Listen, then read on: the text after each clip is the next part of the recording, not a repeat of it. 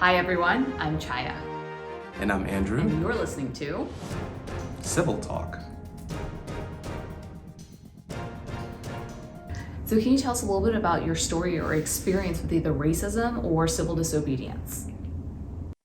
Sure. So the earliest memories that I have in regards to racism is, and I'm not saying that it didn't happen before, but this is the earliest memory, and now decades later, I can still recount it vividly.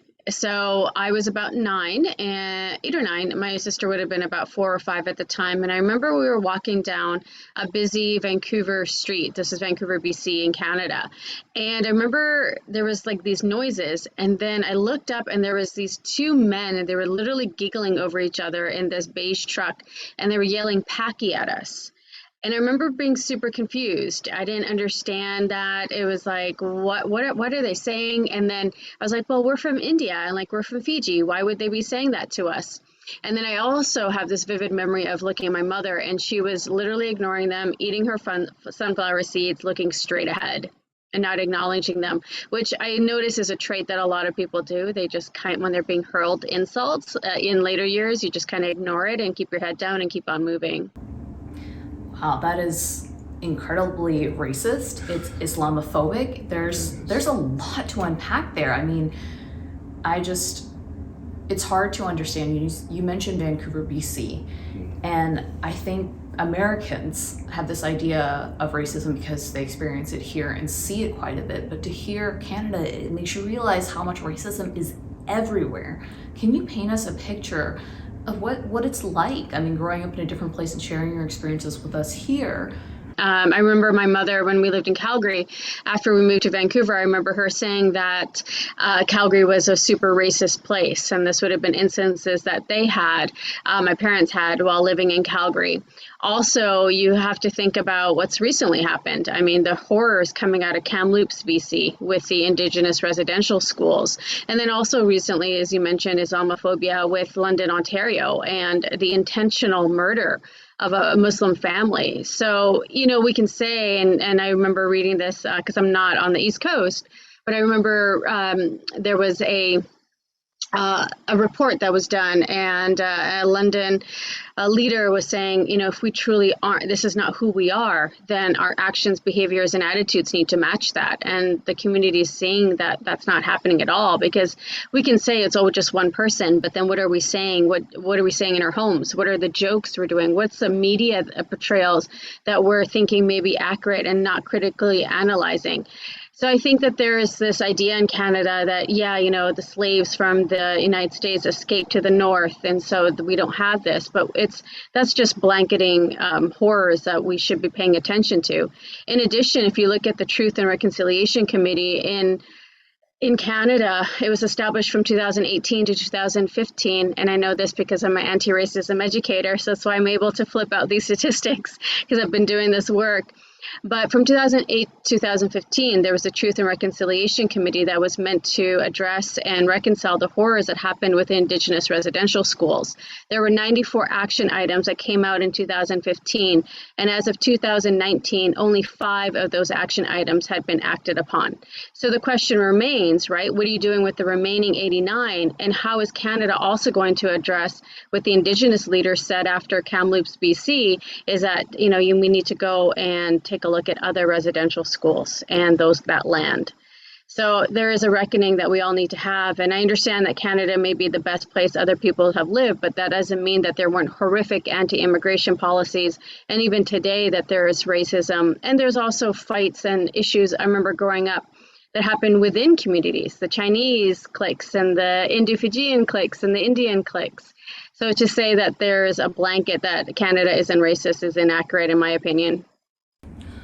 I actually have a 2-part question. I want to ask you about the impact that you had or that had on you, basically, in terms of what you saw and what you went through in that regard. And also, I'm sure that also prompted you to be or get involved in some kind of change based on what you're doing currently right now. And my second question is, the older generation, based on what you just mentioned with your mom as well, tend to look at it on a different scope and a different lens. I'm curious to know, why do you think that is exactly, and what do you think they can do in order to sort of change that trajectory in a lot of ways? I can't say that's just the older generation. I think it's just different people and how they react. If I had to make a blanket statement, I mean, it's traumatic what happens. And so how do you react? Also, you don't know how somebody's, if somebody's in a vehicle and you're walking, are they going to try to threaten you? You don't know that. And so I think it is just what you can do to kind of survive. Some people go into anger and they don't ignore it, right? So I think it's just kind of those differences of how people are reacting. But the core issue is that no one should have to endure such a horrible burden and trauma. In terms of what happened with me is that I lived a pretty gender-wise, and growing up in Vancouver, I didn't have to worry about too many things. When I did move to the States for school, I was in a space where I didn't feel as much racism. It was more nationalism. Like, people would say A and try to make fun, and it was just nonsense.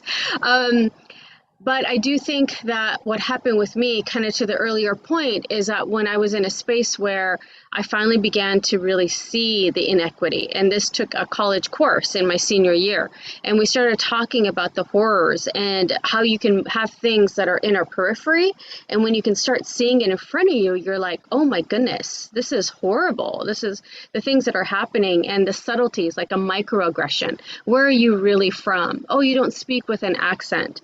Things that you may not even realize are slights against you that really say you don't belong here. You, quote unquote, look different, which is ridiculous given the fact that this is Indigenous land. But there's an idea that some folks have of who belongs on here or who's really from here. And so to answer your question, when I was in that class, all these ideas that were my periphery came to my forefront, kind of like the reckoning we've had in the last year for folks that want to learn. And that's just helped me understand this. And when I saw the injustice, I was like, we have to do something. It's nonsense to not support those all around us, because I'm a true believer that there is no hierarchy of oppression. So you mentioned anti-racism education. What drew you into making that your path, that you advocate for? Injustice. I wanted to fight against injustice. It just makes no sense. I remember a teacher was saying, when we do horrible things, we deny one's dignity. And we all deserve to have that dignity. And if we look at it, everybody, I would say everybody, I think that's a bold statement. They want to have a good life. They want, for their children in their lives or other people around them, they want better at the heart, I think, with everything, even folks that may be angry. And so that was just an important thing. Why wouldn't we want to preserve one's dignity, create pathways for everybody to be able to thrive? And so that was my driver. So if people are interested in the work that you do, how can they get involved? Well, one, I do believe that lived experience is great, but to talk to other people outside of being a speaker takes a skill set. You need to be able to deal with folks who may not agree with you. How do you not escalate that situation? And so the pathways of doing that are, one, definitely being interested, of course, one, in the work that needs to be done internally. So you have to think about the neuroscience. So what's there in terms of how our brain works? You're learning about that. And then how can we change our attitudes, behaviors, to be anti-racist, to stop oppression. And it starts with that huge learning, being humble, being open. And you can take different trainings, like there's different organizations. Cornell University offers a certificate. I did one from the University of South Florida. But what's important is that not the knowledge, but how do you teach others? And there has to be an understanding on how to facilitate and how to have difficult conversations without being triggered yourself. So it is from that humble mindset to support people, to bring them together, and to be able to also have a skill set of addressing inequity, whereas not necessarily being in spaces where you may be not standing up for yourself. And it's a balance. And so you have to be able to, though, start from a humble place of really learning, being open. Are you able to be in a space where you're like, hey, I have done these harms, or I know people who have done these harms. What can I do to be better, without going to shame and guilt? Because the word racism, people don't understand it, and I'm happy to delve into more. So I'm curious to know, I know we're all at fault at some point in what we do in life in general, making decisions, etc. But I'm curious to know if you're comfortable sharing with us any sort of encounters that you've had that you felt that you were racist yourself. Just sharing with the audience, who knows? So there could be somebody listening right now that could be educated from this example that you might give, but I'm just curious to know that as well. Sure. So I want to go to a couple of definitions very quickly. So prejudice, bias, discrimination, anybody can be that.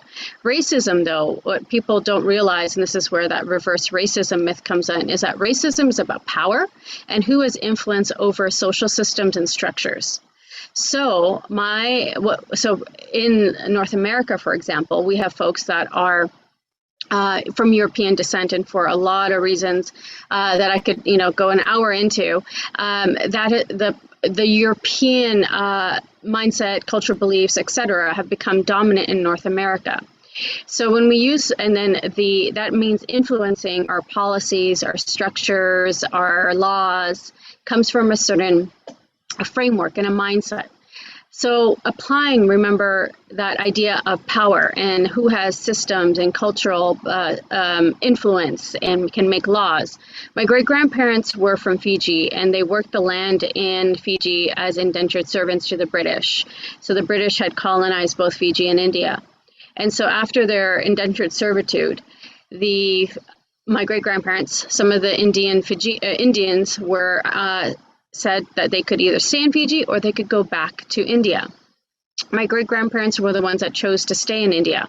So with the political backing, they were able to have a lot of clout when it came to government and infrastructure. And what happened is that type of power ended up permeating for decades. And what led to was in 1986, and the last 5 years, there have been 3 coups from indigenous Fijians rising up because they want to be able to be in spaces where they have say in the law, say in the government, say over their bodies. Sound familiar? So that's where that reckoning has come in, that when we look at that word racism, that term, it applies to Indians in Fiji.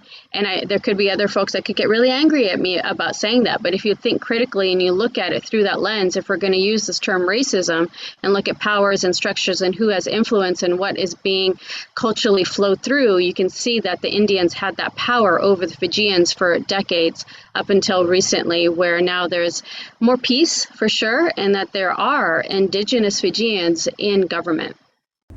So part of what we're looking for here is obviously change, to have a conversation, right? Educate ourselves just by the way you carry yourself and the way you speak of these things. I can tell you are on the perfect platform to be doing what you're doing right now, which is fantastic. And obviously it's up to the audience and myself and Chhaya as well to go back and do our own research and of course apply that in our own lifestyle on a day-to-day basis as well. But I'm curious to know, what would you like? What would be the biggest impact for you? You would hope for in the future? Just curious to know what you think would be the best impact, not only for yourself but for society as well. Maybe an audience is watching right now that also would like to know something like that as well. But curious for you, what would be the biggest impact for you for all of this education and for this conversation that we're having right now? Honestly, I wish I didn't have to talk about this. I wish that we had equity. That's what I want. I want to be in spaces where it's like I can just hang out and do whatever and not worry about my safety and not worry about other people's safety. That's my sincere hope. But in terms of where we are, I think what's important is, and I say this in my podcast, is, and because I ask this to my guests, and repeatedly what people have said is listen. When somebody is there and they're telling a story and they're recounting, the last thing you should be doing is, well, maybe, but, or are you sure? Even if you are like, oh, I don't know, right? Because what you'll see is that you'll see consistency. And it's not that we're a monolith, right? Asians, Africans, no one's a monolith. You're going to have a plethora of different experiences. But what you will see is consistency. You will hear a consistent story when you listen to enough people. And so I would say that's at the basic level, right? And you can listen whether it's building actual friendships and rapport. You should never go up to just a person and ask them because they don't need to share their story with you. If you have a friendship, and you feel comfortable, you can have that conversation. You can go to documentaries, you can read. Right now I'm reading Frederick Douglass and his recount of his life and his story. You can educate yourself. There's plenty of anti-racism, anti-oppression workshops that are out there, and look at different certificates. There's so much that's out there, and it's just, again, as we build equity, being in spaces where you are humble enough to learn and not get into a space of defensiveness. So I think talking with you is an incredible experience because there's so many things that you've said that people have not heard or thought about or even understood. The fact that racism comes from power structures has stayed with me. And I think discrimination, bias, like these are things that I think people really need to think about. And listening to you, I hope that people listen, like you said, and not have a reaction or a but or if this is your experience. And it's just been something that I don't know, it leaves me almost speechless to hear what you say. And I know you mentioned a podcast, so I want to hear more about where people can find the incredible work that you're doing, things you'd like to share with us. Sure. Yeah. So I am an anti-racism, anti-oppression educator, always happy to support like-minded folks that actually want to move forward in their social justice advocacy. So I'm not in a place or someone who's here to convince you that inequity exists. But if you are in a space or your organization is, happy to help come in and support areas to really move that needle forward towards equity and justice for everybody. And I also am a screenwriter. I'm also, my moniker is the inclusive screenwriter. And so my goal is to, one, bring those that have been erased or marginalized from history to our screens and create safe spaces in the arts, which relates to my podcast, Inclusive Storytelling, found wherever you have your favorite podcast. And what I do is I talk about what inclusion looks like in the arts. And then I also self-published a book last year, and it is called How to Write Inclusively, an analysis and how-to guide, because I found a gap in terms of actual how-tos on writing inclusively and not going into harmful stereotypes and tropes. So I couldn't find a book around that for writers or screenwriters, so I wrote a book. I love everything you just said. I mean, what do you not do? Like, it's kind of incredible. And we're so excited to connect with you and the audience as well. Your information is going to be at the bottom of the screen. So please reach out, connect, support, listen to that podcast. Yes. That was just incredible. So ladies and gentlemen, if you would like to hear more of our civil talk, subscribe. We thank Ashwini for coming in and sharing her experiences and education here. Or you can also check us out at anywhere you listen to your podcast as well. Guys, we encourage you, as always, to start a conversation. Thanks for joining us on Civil Talk.